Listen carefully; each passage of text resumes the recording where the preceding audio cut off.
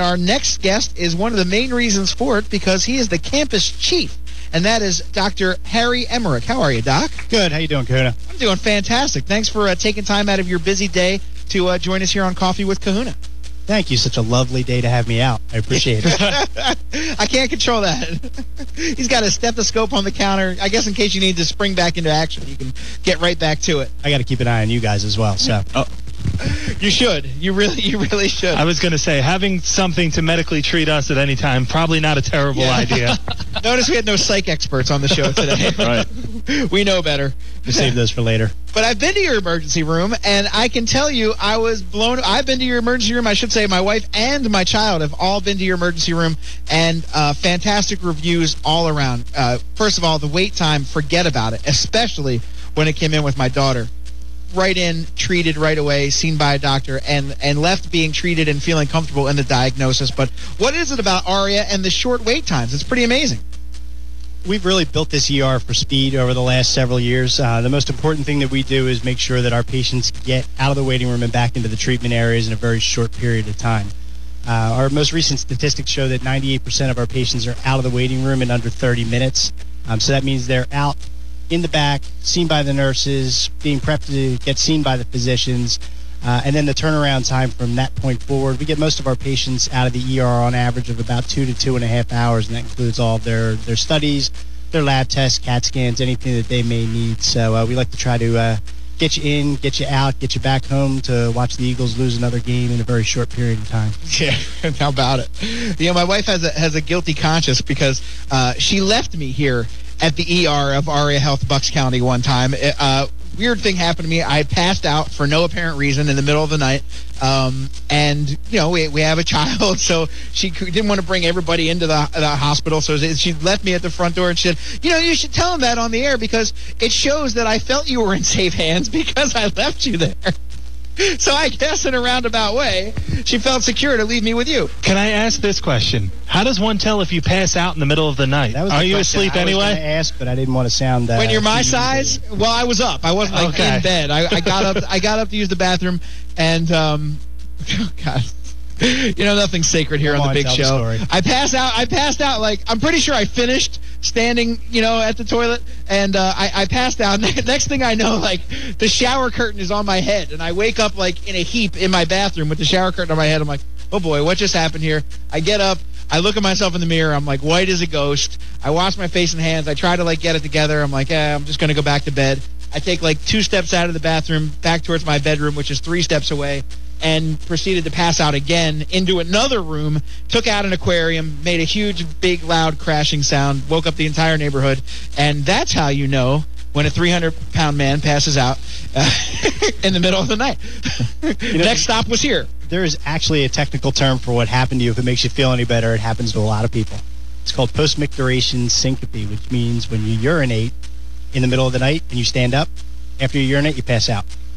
Wow. We see it probably 3 or 4 times a month, so you're not alone. So don't feel like you've been singled out. Post-micturition syncope. And post-micturition. Post-micturition syncope. Syncope. There you go. And for those who may be worried about passing out. No, post-micturition. Post-micturition syncope. Right. Very good. 2 out of 3 is not doctor. Bad. He's a radio intern. PMS. Pretty close. Yeah. I want to know what advice. I know. Thank you very much. I know what advice I was given, but what advice do you give? What advice do we give? Yeah. Sit down when you pee. That's it. Yeah, that's what he told me. That works for me. That's exactly what I was discharged with. But in all seriousness, I mean, you guys ran a battery of tests on me that night. I mean, you were not going to let me leave here until you knew that that's all it was, that it wasn't something serious or had nothing to do with my heart or anything else. And, I mean, I had a CAT scan, and I don't even know how many tests I had in really a brief amount of time. And I remember I was only out of the house for like a couple of hours. It was crazy. I was at home and back within a few hours, and felt like, all right, next time I'm just going to sit when I wake up to go to the bathroom in the middle of the night. Yeah, and we have people come in like you that have episodes like that. What we do is we kind of back into a diagnosis, which means we basically will look at a whole bunch of other stuff, make sure you're not having any bleeding in your brain, making sure you're not having a problem with your heart. When all that stuff comes back negative, then we could say, comfortably, okay, this was your issue tonight. It's not a big deal. Follow up with your primary care doctor. But we only do that after running, the battery of tests to make sure that there's not a more severe condition that's actually been occurring. What are some things you would tell our listeners in regards to the next time they find themselves having to come to an emergency room? Are there things they can prepare? Is there information they can prepare? Is there things they can do now for just in case?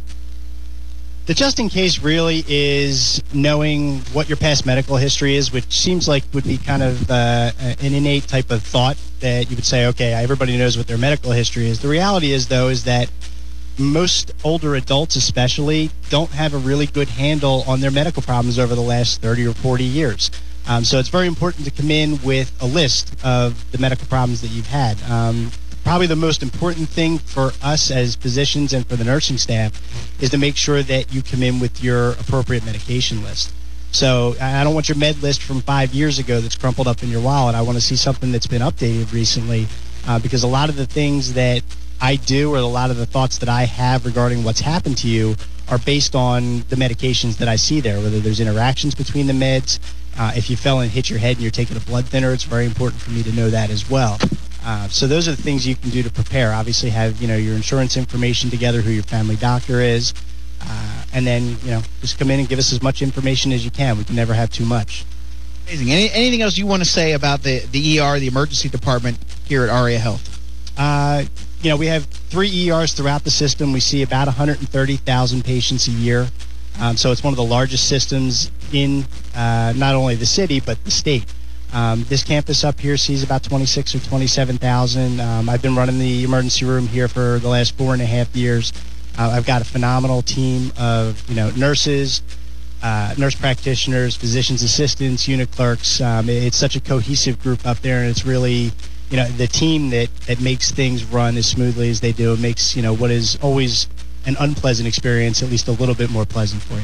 Absolutely. In a roundabout way, ARIA Health was part of the news this week. Everyone saw the story at Father Judge High School with so many folks, I was a cheerleader conference, I believe, so it was so many young girls and their parents with eye irritations, and because of that, you had a huge influx of patients come to the ER at ARIA Torresdale, and you had to get your cape and swing into action down there on Monday. I did. I thought I was going to have a nice, easy office day on Monday and saw what was going on down at the Torresdale campus. They had approximately 80-plus patients in the waiting room at one time, all secondary to this eye irritation that they got at Father Judge during a cheerleading competition the day before. Fortunately, nobody was really sick. Nobody had any problems that required admission to the hospital, transfer to an eye center. It was a lot of, kids with uncomfortable eyes, parents with a lot of concerns for their kids, and those of us who have kids, including myself, know that they drive you nuts, but the amount of concern you have for them is without saying. So we took care of probably somewhere at least over 100 of the kids and some of their parents that were at the gym. Fortunately everybody did well, but it was a little crazy there for the afternoon. Boy, all the work and effort that you've put into to lowering those wait times and having the amazing statistics that you have here as far as wait times go, and I want to get into that in a second, and to have a dollar store cleaner with bleach mess it all up from Father Judge. But really, the statistics do speak for themselves here, and they are astounding. Can you give us some actual numbers and percentiles? Yeah, like I had said before, 98% of our patients are out of the waiting room in under 30 minutes, which is something that's relatively unheard of in emergency departments, not only in the region but in the country. The other thing is our patient satisfaction scores. We're currently ranked in the 99th percentile in patient satisfaction, which is something that I pride myself on. My staff prides themselves on as well. Are we perfect? No, we're not perfect. But understand that, we're doing the absolute best we can, not only for you, but for the other patients that are in the emergency room as well. It's very difficult sometimes for folks to kind of sit back and say, okay, I need to wait my turn. But the reality is that, working in an ER, you can have anything from a stubbed toe to somebody coming in with a gunshot wound. So, people are very good about understanding that some people's needs come first and they get prioritized faster. But we do our best to make sure our patients stay informed and make sure that we give everybody the individualized attention that they deserve. Absolutely. Well, I've received some of that attention. My family has received that attention, and I can personally vouch that in an emergency, this is a place I would come. ARIA Health, Bucks County. So hey, you were quick to jump on my Eagles. Are you a Sixers fan? I'm a Flyers fan. Okay. I don't recognize most of the Flyers this year. Thank you very much. And I've been, Score one for me, Kahuna. Just throwing it out there. I'm from the area. I grew up, 20, 25 minutes from here. So I've been a Philly sports fan my entire life. The Eagles are just, I'm sorry to say, just painful. They are painful. I mean, I don't know what to say. It's been a brutal season. I'm not going to defend them. In fact, I'm not going to pick them to win.